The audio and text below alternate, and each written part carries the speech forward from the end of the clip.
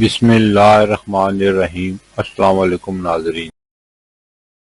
برصغیر میں زندگی کی گاڑی کو آگے بڑھانے کے لیے 3 طرح کے کیلنڈر دیکھے جاتے ہیں، جن میں عیسوی کیلنڈر، اسلامی کیلنڈر اور بکرمی یا دیسی کیلنڈر۔ عیسوی کیلنڈر کے حساب سے 22 مئی 2025 دن جمعرات۔ ہجری یا قمری کیلنڈر کے حساب سے پاکستان، بھارت، بنگلہ دیش اور دیگر ممالک میں 24 ذی القعدہ 1446 ہجری دن جمعرات۔ سعودی عرب اور دیگر خلیجی ممالک میں ہجری یا قمری کیلنڈر کے حساب سے 25 ذی القعدہ 1446 ہجری دن جمعرات۔ سعودی عرب اور دیگر خلیجی ممالک قمری کیلنڈر کے حساب سے ہم سے ایک دن آگے ہیں۔ بکرمی یا پنجابی کیلنڈر کے حساب سے 8 جیٹھ 2082 دن جمعرات۔ ماضی کے دریچوں سے چند واقعات جو پاکستان اور مسلمانوں سے متعلق ہیں۔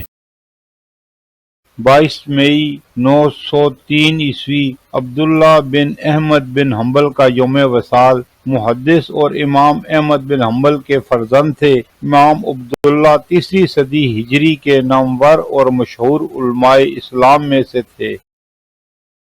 22 مئی 1481 کو سلطنت عثمانیہ کے 8ویں سلطان بایزید دوئم اپنے والد سلطان محمد فاتح کی وفات کے بعد تخت پر بیٹھے۔ ان کے دور میں سلطنت کو استحکام حاصل ہوا اور انہوں نے اسپین سے نکالے گئے یہودیوں کو سلطنت عثمانیہ میں پناہ دی۔ 22 مئی 1885 سر سید احمد خان نے علی گڑھ میں محمڈن انگلو اورینٹل اسکول کی بنیاد رکھی، جو اس وقت علی گڑھ مسلم یونیورسٹی کے نام سے مشہور ہے۔ 22 مئی 1972 کو پاکستان نے دولت مشترکہ کی رکنیت سے استعفیٰ دیا۔ 22 مئی 1987 کو بھارتی ریاست اتر پردیش کے شہر میرٹھ میں پولیس نے 42 مسلمانوں کو حراست میں لے کر قتل کر دیا۔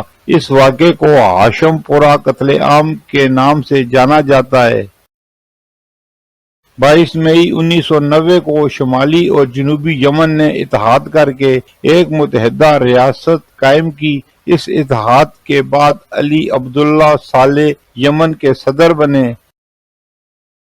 22 مئی 1999 کو کارگل جنگ کے دوران بھارتی افواج نے ٹولولنگ پہاڑی پر حملہ کیا۔ 22 مئی 2008 کو پاکستان کو اقوام متحدہ کی انسانی حقوق کونسل کا رکن منتخب کیا گیا۔ 22 مئی 2020 کو لاہور سے کراچی جانے والی پاکستان انٹرنیشنل ایئر لائن کی پرواز لینڈنگ کے دوران ماڈل کالونی کے رہائشی علاقے میں گر کر تباہ ہو گئی۔ اس حادثے میں 98 مسافروں میں سے 66 افراد جاں بحق ہوئے۔